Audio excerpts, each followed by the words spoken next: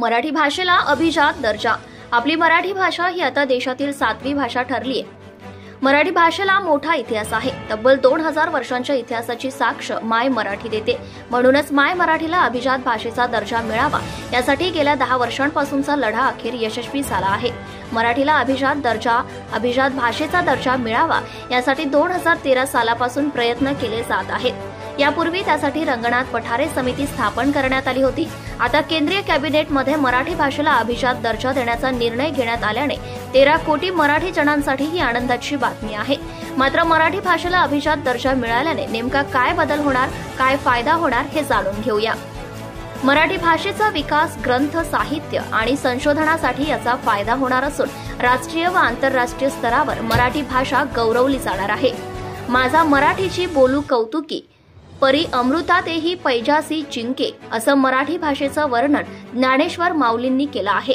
मराठी भाषेला जवळपास 2000 वर्षांपूर्वीचा इतिहास असल्याचं सांगितलं जातंय। असं असलं तरी अद्यापही मराठीला अभिजात भाषेचा दर्जा मिळाला नाही। त्यामुळे मराठी भाषेला अभिजात भाषेचा दर्जा मिळावा अशी मागणी कोट्यवधी मराठी बांधवांकडून व राजकीय नेत्यांकडून करण्यात येत होती।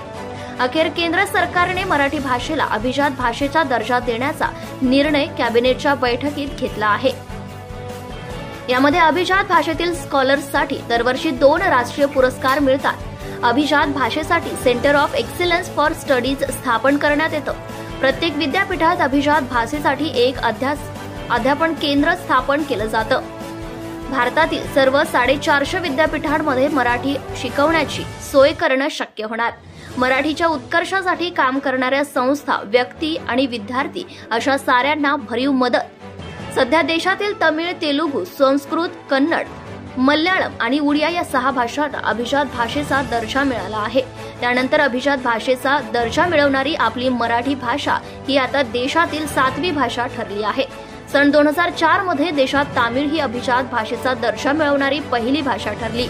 तमिळ नंतर 2005 मध्ये संस्कृत, 2008 मध्ये कन्नड आणि तेलुगू, 2013 मध्ये मल्याळम आणि 2014 मध्ये ओडिया भाषांना अभिजात भाषेचा दर्जा दिला गेला। आता विधानसभा निवडणुकांपूर्वी केंद्र सरकारने ऑक्टोबर 2024 मध्ये मराठी भाषेला अभिजात भाषेचा दर्जा दिला आहे।